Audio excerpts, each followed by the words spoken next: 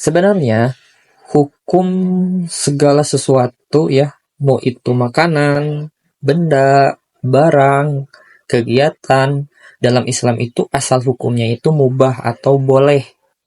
Jadi kita itu boleh memakannya, boleh melaksanakannya, boleh memilikinya. Nah, itu boleh dalam Islam. Hukum asalnya itu mubah.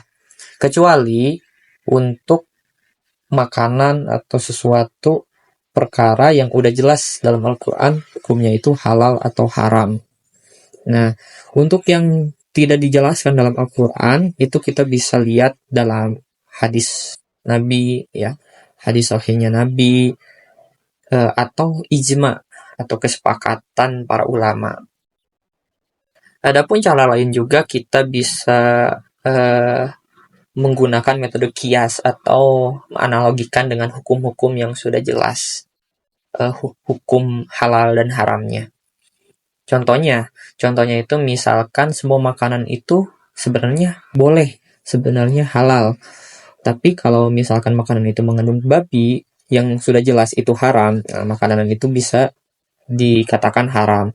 Atau misalkan lagi pakaian, semua pakaian itu sebenarnya hukumnya itu halal. Tapi kalau pakaian itu yang tidak menutup aurat, otomatis pakaian itu menjadi haram hukumnya. Contoh lagi pekerjaan, misalkan pekerjaan itu semuanya itu halal, tapi kalau pekerjaan itu merugikan orang lain dan merugikan kita juga, nah pekerjaan itu bisa hukumnya itu menjadi haram.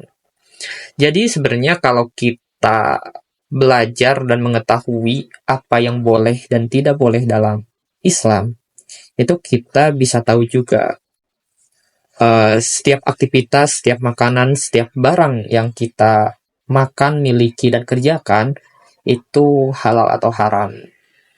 Cuman banyak di kita itu hukum yang sudah jelas haramnya saja dalam Al-Quran itu masih kita langgar.